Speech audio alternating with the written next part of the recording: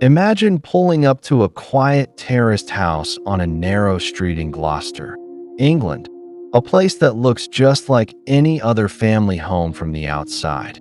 Kids playing nearby, neighbors chatting over fences. But inside, over nearly 2 decades, unimaginable darkness unfolded. This is the story of 25 Cromwell Street, the so-called House of Horrors, and the couple at its center, Fred and Rosemary West. What began as a twisted partnership turned into a nightmare that claimed at least 12 lives, shattering families and a community forever. Buckle up, because we re-diving deep into one of the most chilling chapters in true crime history. Every detail straight from the records, no embellishments, just the raw facts that still haunt investigators today. To understand how it all spiraled, we have to go back to the rural edges of Herefordshire in the 1940s. Frederick Walter Stephen West entered the world on September 29, 1941, in a simple stone cottage called Bickerton, born to Walter and Daisy West, hardworking farm folks scraping by without even electricity or running water. Fred was the eldest surviving child in a brood of 8, doted on by his mother in a way that blurred lines early on. Life on the farm was tough, manual labor from dawn, isolation that bred secrets. By age 15, in December 1956, Fred dropped out of school with no qualifications and started working the fields alongside his father, a milking herdsman. But beneath that laborer's exterior, trouble simmered. At youth clubs in nearby Ledbury, Fred, tall and awkward with a lopsided grin from a botched dental extraction, would corner girls, groping them aggressively. It wasn't innocent mischief. It was a pattern. Tragedy struck young too. Around 1958, at 17, Fred crashed his motorcycle in a horrific accident. Fractured skull, broken arm, shattered leg, leaving him unconscious for days and hobbling on braces for months. He developed a deep aversion to hospitals and a hair-trigger temper. 2 years later, another blow, punched in the face during a scuffle after fondling a girl outside that same youth club, he tumbled 2 stories, suffering yet another head injury. These knocks seemed to warp something inside him, fueling rages and obsessions. By 1960, Fred's world cracked open further. His 13-year-old sister Kitty confided to their mother that he'd been forcing himself on her for months, leaving her pregnant. Fred was arrested in June 1961, casually admitting to police he'd been molesting girls since his early teens, shrugging, "Doesn't everybody do it?" The case fell apart when Kitty backed out of testifying that November, but the family fracture was irreparable. Most disowned him. Fred bunked with his aunt and uncle, then slowly patched things up with his parents, but the stain lingered. Enter Catherine Rena Bernadette Costello, a fiery Scottish woman Fred met at a much-markled dance hall in 1960. She was already pregnant by another man when they reconnected in September 1962. They wed hastily on November 17th in Ledbury. Only Fred's brother John as witness, and shuttled north to Coatbridge, Scotland, where Fred drove an ice cream van. Their daughter Charmaine arrived March 22, 1963, her mixed heritage hidden by a false adoption story. Anna Marie followed in July 1964, born in a cramped Glasgow flat on Savoy Street. But paradise it was not. Fred's controlling streak emerged fast, demanding obedience, lashing out. By 1965, after a tragic van accident that killed a young boy, Fred was cleared but spooked. They fled back south to Gloucester, renting a caravan at Timberland Park in Bishop's Cleeve. Rena trailed behind in 1966 with 2 friends, Isa McNeil and Ann McFall, both young Irish women seeking work. Fred charmed them into helping with the kids, but soon his appetites turned darker. He physically disciplined Charmaine harshly, pushed Rena into sex work, and fixated on the pregnant and McFall, 18, and besotted with him despite everything. The first confirmed loss came in the summer of 1967, and McFall, 8 months along with Fred's child, vanished without a trace from their circle. No one raised alarms at first. People came and went in that nomadic life. Rena, fed up, stole from the caravan and bolted back to Glasgow in October 1966, landing on probation for theft by November. Fred spun lies to authorities, claiming and planned to follow her, but never did. Her partial remains, dismembered, limbs severed at the joints, several finger and toe bones meticulously removed, surfaced decades later in a shallow grave at Fingerpost Field, near Much Marcle, alongside her unborn baby's bones. Fred's signature was there, surgical precision in the cuts, a prelude to horrors yet to come. Rena resurfaced briefly in 1969, but by then Fred had crossed paths with a new force, Rosemary Pauline Letts. Born in Devon in 1953 to a violent, unstable home, her father Bill a paranoid schizophrenic, her mother Daisy often absent, Rose grew up resilient but scarred, shuttling through foster care after her parents' marriage crumbled. At 15, working as a nanny in Cheltenham, she met Fred on a bus stop bench. He was 30, unkempt, flashing cash from odd jobs. She was drawn to his flattery, overlooking the age gap and rumors. What started as repulsion flipped to infatuation. Rose became a fixture at the caravan, minding Charmaine and Anna Marie willingly, even as Fred's grip tightened. In January 1970, Fred and Rose married in Gloucester's registry office, a quiet affair.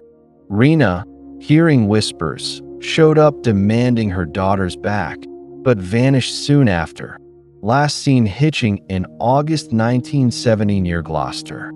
Her strangled body, throat bound with a ligature, turned up in 1994 at Letterbox Field, echoing Ann's grave nearby. Fred claimed she'd run off with a lover, but the truth festered. With Rose now fully in, the couple settled into 25 Midland Road, a rundown flat. But control was the glue. Rose beat the girls mercilessly, Charmaine especially, the rebellious 8-year-old who dared defy her. In 1971, while Fred served a short prison stint for theft, Charmaine disappeared. Rose spun tales of her going to live with Rena in Scotland. Her tiny body, strangled, throat taped, was unearthed in 1994 under the kitchen floorboards at Midland Road, a secret kept for years. By 1972, Fred and Rose upgraded to 25 Cromwell Street, a 3-story terraced house in Gloucester's Bishop Street area, a bustling spot near shops and pubs, perfect for their facade of normalcy.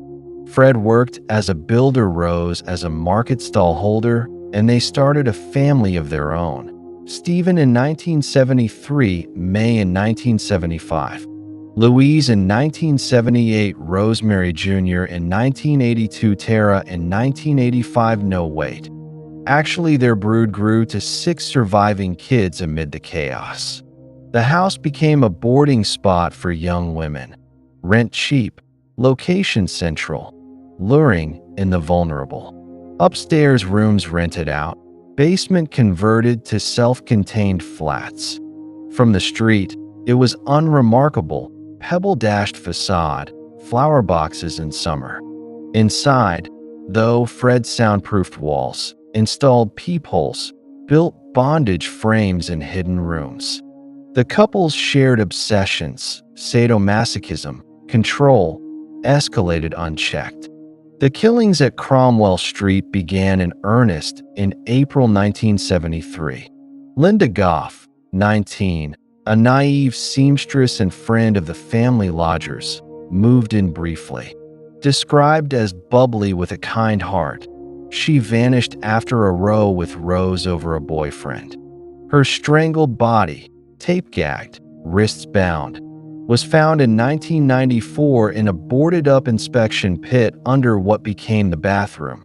Dismembered, several phalanges missing, classic Fred handiwork. That November, 15-year-old Carol and Cooper, a Worcester girl in care at Pine Children's Home, hitched a bus after a night out but never made it back. Small and trusting, with a love for horses, she was last seen boarding what police believe was the West's car. Her remains, strangled, sexually assaulted, lay in the cellar under the kitchen, exhumed in '94. December 1973 brought Lucy Partington, 21, a bright Exeter University student home for Christmas in Bishop's Cleeve. Petite, newly devout Catholic, she waited for a bus after visiting friends. The Wests, cruising, offered a lift. Her skull-crushed, dismembered body was under the same cellar floorboards, one of the hardest for her archaeologist mother to process. Easter 1974, Therese Siegenthaler, 21, a Swiss student in London studying secretarial work, hitched toward Ireland for holiday. Blonde, adventurous, she accepted the West's ride from Gloucester. Strangled and violated, her remains joined the cellar pile, bones severed clean. November that year, another 15-year-old, Shirley Hubbard from Droitwich, spirited and vulnerable after a broken home, on work experience at Debenhams. Walking arm in arm with her boyfriend, she slipped away to hitch home. The Wests pounced. Her body, throat bound with stockings, a grotesque tape mask over her face, lay dismembered beneath the cellar stairs. October 1975, Juanita Mott, 18 from Newent, a hitchhiker with dreams of nursing, vanished en route to a party. Fred later called her the girl from Newent in notes. Her sexually assaulted remains were in the outhouse extension, phalanges gone. The pace slowed, but not the depravity. In May 1978, Shirley and Robinson, 18, a bisexual lodger pregnant with Fred's 8th child, grew too close, threatening Rose's hold. 8 months along, she was strangled, her body, fetus included, buried in the garden under a patio slab, dismembered with surgical care. August 1979 marked the last outsider. Alison Chambers, 16, a Bristol runaway from foster care, seeking shelter. Vulnerable and street-smart, she lasted weeks before Rose's jealousy boiled over. Fred confessed Rose was too vicious here. Strangled with a belt under her jaw, dismembered, her remains were in the garden, near the back door. A near-decade lull followed, 8 years of facade. The Wests raised their kids amid rumors, peepholes and doors, odd noises from the basement cinema room, where Fred filmed assaults, including on daughter Anna Marie at 8, scarring her for life. The children endured beatings, isolation, forced silence. But cracks showed. In 1987, their eldest daughter Heather, 16, bold and fed up, taunted classmates. "Do you know where my mom and dad are? They'll be under the patio if you look." She confided in friends about the house's secrets, begged to leave.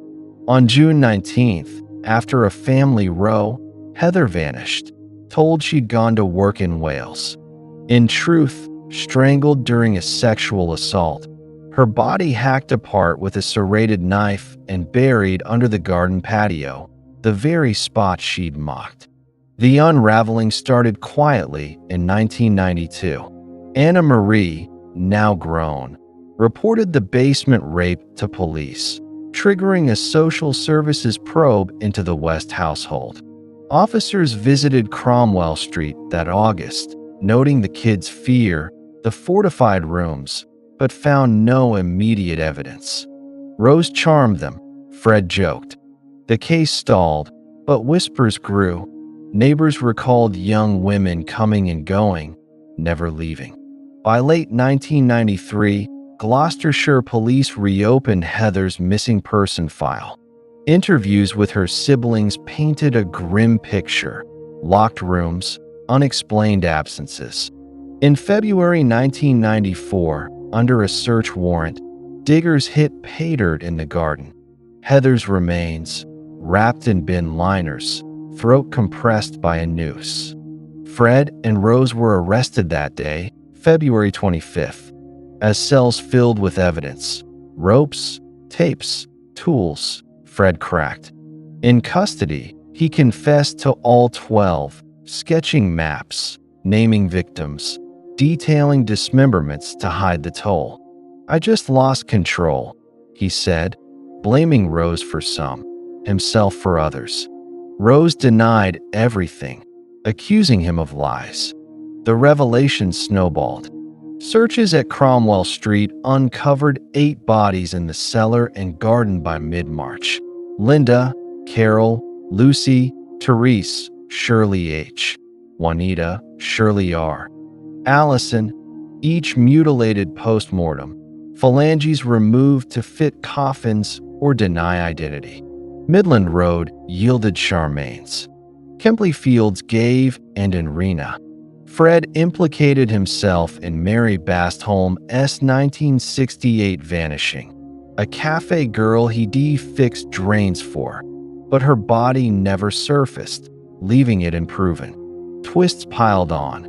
Fred claimed his brother John joined some killings, but evidence didn't hold.